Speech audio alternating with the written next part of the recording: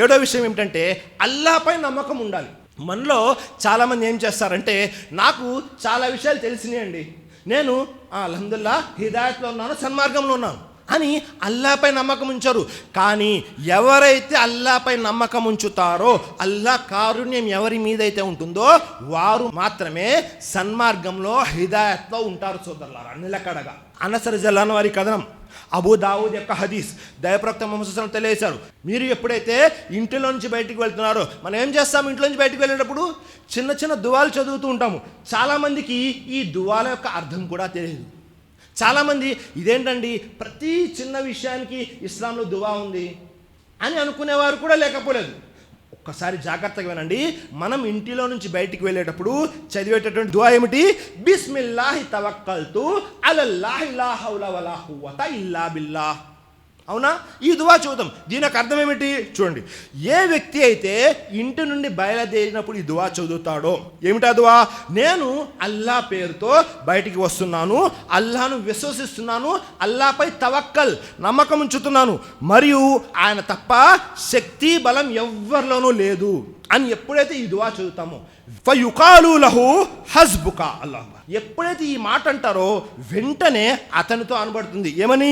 హస్బుక, ఇక చాలు అని చెప్పి, కద్ హుదీతా అంటే నీకు సన్మార్గం ఇవ్వబడింది, హిదాయత్ ఇవ్వబడింది. ఆ తర్వాత వ కుఫీతా, నీకు ఎంత కావాలో ఏం కావాలో అది కూడా ఇవ్వబడింది. ఆ తర్వాత వ ఉకీతా, మరియు నీవు రక్షించబడ్డావు. అల్లాహ్, చూడండి, ఇంతకంటే ఇంకేమైనా కావాలా?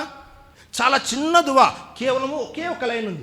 ఈ దువా చదివితే మనకి వా హుదీత, హిదాయత్ ఇవ్వబడింది, సన్మార్గం ఇవ్వబడింది. ఆ తర్వాత వా కుఫీత, మనకు ఏది కావాలో అది ఇవ్వబడింది. ఆ తర్వాత వా ఉకీత, మరియు మనము రక్షించబడ్డాము. ఇది ఎప్పుడైతే జరుగుతూ ఉంటుందో, ఫయతనహలహు శైతాన్ అంటే శైతాను అతని నుండి దూరం అయిపోతాడు. ఎప్పుడైతే శైతాన్ అతని నుండి దూరం అయిపోయాడో, ఆ తర్వాత మరొక శైతాన్ వచ్చి అంటున్నాడు ఏమని? ఫయకూలు లహు శైతానున్ ఆఖర్, మరొక శైతాన్ వచ్చి ఇలా అంటున్నాడు ఏమని? కైఫలక బిరజులిన్ కద్ హుదియా వ కుఫియా వ ఉకియా. మరొక శైతాన్ వచ్చి తెలియజేస్తాడు ఏమని? ఇప్పుడు నీ శక్తి ఎలా పనిచేస్తుంది, శైతాన్ యొక్క శక్తి ఎలా పనిచేస్తుంది? ఎవరికైతే సన్మార్గం దొరికిందో, ఎవరికైతే ఏది కావాలో అది దొరికిందో, ఎవరైతే అల్లా నుండి రక్షింపబడ్డాడో అతనిపై నీ యొక్క ప్రభావం ఎలా పనిచేస్తుంది అని మరొక శైతాన్ వచ్చి అడుగుతుంది. అల్లాహ్ అక్బర్. చూడండి, సన్మార్గంపై నిలకడగా ఉండడం కోసము ఈ దువా కూడా చాలా ముఖ్యమైనది. మనం ఇంటిలో నుంచి బయటికి వచ్చేటప్పుడు సోదరులారా, మరి మనం ఎప్పుడైనా పరిశీలన చేసామా? ఇంటిలో నుండి బయటకు వచ్చేటప్పుడు చదివేటటువంటి దువా ఏమిటి, మరి దాని యొక్క సమాధానం ఏమిటి అని. అల్లాహ్ అక్బర్. కాబట్టి మనము ఇంటి నుండి బయటకు వచ్చిన తర్వాత రకరకాల ప్రదేశాలకు వెళ్తాము. కాలేజ్కి వెళ్ళే వాళ్ళు ఉంటారు, ఉద్యోగానికి వెళ్ళేవారు ఉంటారు, వ్యాపారాలు చేసేవారు ఉంటారు, పిక్నిక్లకి వెళ్ళే వాళ్ళు ఉంటారు. ఎక్కడికి వెళ్ళినా శైతాన్ మనతో ఉన్నాడు, మనల్ని అపమార్గంలోకి తీసుకువెళ్ళడానికి. మరి అలాంటప్పుడు మనము అపమార్గంలోకి వెళ్లకుండా సన్మార్గంలో నిలకడగా ఉండడం కోసము తప్పకుండా ఖచ్చితంగా ఈ దువా కూడా చదవాలి సోదరులారా. ఆ తర్వాత 8వ విషయం, మనము కష్టకాలం వచ్చినప్పుడు మనం ఏదైతే హిదాయత్లో ఉన్నామో దానిపై స్థిరంగా ఉండాలి. చాలా ముఖ్యమైన విషయం. చాలామంది హిదాయత్లోకి వస్తారు, వచ్చిన తర్వాత సన్మార్గంలోకి వచ్చిన తర్వాత ఏవైతే చిన్న చిన్న కష్టాలు లేకపోతే చిన్న చిన్న నష్టాలు జరుగుతూ ఉంటాయో అప్పుడు ఏం చేస్తారు? వారు హిదాయత్ నుండి సన్మార్గం నుండి వైదొలుగుతూ ఉంటారు.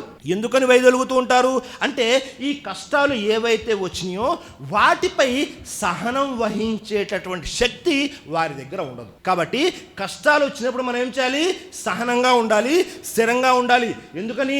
సృష్టికర్త అల్లాహ్ తఆలా తెలియజేస్తున్నాడు 64వ అధ్యాయం 11వ వాక్యంలో, మా అసాబ మిన్ ముసీబతిన్ ఇల్లా బిఇజ్నిల్లాహ్ వమన్ యుమిన్ బిల్లాహి యహది కల్బహు వల్లాహు బికుల్లి షైఇన్ అలీం. అర్థం ఏమిటి అంటే, అల్లాహ్ అనుమతి లేనిదే ఏ ఆపద రాదు. అంటే మన మీదకి ఏ ఆపద వచ్చినా అది అల్లాహ్ యొక్క అనుమతితోనే వస్తుంది. ఎవరైతే అల్లాహ్ను విశ్వసిస్తారో అతని హృదయానికి అల్లాహ్ సరైన దిశలో మార్గదర్శకత్వం వహిస్తాడు. అల్లాహ్ మన మీద కష్టం ఏదైతే వస్తుందో మొట్టమొదటిగా మీ లోపల వచ్చే ఆలోచన ఏమిటో తెలుసా? ఇది అల్లాహ్ వైపు నుంచి వచ్చింది. ఎందుకని? అల్లాహ్ అనుమతి లేనిదే ఏ కష్టము ఎవరికి రాదు. కాబట్టి మనం ఏం చేయాలి? కష్టం వచ్చినప్పుడు అల్లాహ్తో అసంతృప్తి చెందకూడదు, ఆ కష్టంపై సహనం వహించాలి. అల్లాహ్ ఆ కష్టంపై మనము సహనం వహించాలి. ఎవరైతే ఈ పని చేస్తారో అల్లాహ్ ఏం చేస్తాడు? సరైన దిశలో మార్గదర్శకత్వం వహిస్తాడు. అల్లాహ్ అన్ని విషయాలు తెలిసినటువంటి వాడు. ఈ యొక్క ఆయత్, ఈ యొక్క వాక్యం యొక్క వివరణలో ఇబ్నే కసీర్ రహిమహుల్లాహ్ గారు తెలియజేస్తున్నారు. అల్లాహ్ అక్బర్, జాగ్రత్తగా వినండి. వమన్ అసాబత్ హో ముసీబతున్ ఫఅలిమ అన్నహా బికదాఇల్లాహి వఖదరిహి ఫసబర వహ్తసబ వస్తస్లమా లికదాఇల్లాహ్ హదల్లాహు ఖల్బహు. ఏ వ్యక్తికి కష్టం వచ్చిందో అతను ఇది అల్లాహ్ తరపు నుండి వచ్చింది అని నమ్మాలి, మరియు దానిపై సహనం వహించాలి. దీనికి ప్రతిఫలం ఇస్తాడు అని కూడా నమ్మాలి. అప్పుడు ఏం చేస్తాడు? అల్లాహ్ నిర్ణయంపై ఎవరైతే రాజీ అయిపోయారో అల్లాహ్ ఏం చేస్తాడో తెలుసా? ఏదైతే కష్టం నష్టం తనకు కలిగిందో దాన్ని తొలగిస్తాడు. దానికి ప్రత్యామ్నాయంగా దాని తర్వాత అంతకంటే ఉత్తమ ప్రతిఫలాన్ని తప్పకుండా ఇస్తాడు. మనము ఏదైనా ఒక ఉద్యోగానికి వెళ్ళాము, రాలేదు, దాని గురించి కంగారు పడాల్సిన అవసరం లేదు. ఎందుకని? దానికంటే మంచిదేదో మన కోసం రాసి పెట్టుంది. అలాగే మనం ఏదైనా ఒక వ్యాపారం చేశాము, అందులో నష్టం వచ్చింది, ఏం చేయాలి? ఇంతకంటే మంచిది అల్లాహ్ నా కోసం సిద్ధం చేసి ఉంచాడు అని నమ్మాలి. ఆ నమ్మిన వారికి అల్లాహ్ తప్పకుండా ఇస్తాడు సోదరులారా. అల్లాహ్ అక్బర్. కాబట్టి కష్టాలు వచ్చినప్పుడు తప్పకుండా మనము సన్మార్గంపై స్థిరంగా ఉండాలి. ఈ చిన్న చిన్న కష్టాలు, ఈ చిన్న చిన్న నష్టాలు కేవలము కొద్ది కాలం కొరకు మాత్రమే వస్తాయి. ఆ తర్వాత ఆ కష్టాలు కాస్త దూరం అయిపోతూ ఉంటాయి. ఎందుకంటే ఇహలోకంలో కష్టాలు సుఖాలు ఒకదాని వెంట ఒకటి ఉంటాయి.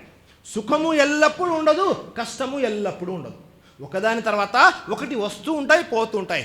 కాబట్టి కష్టాలు వచ్చినప్పుడు సహనం వహించాలి, స్థిరంగా ఉండాలి, సన్మార్గంపై హిదాయత్.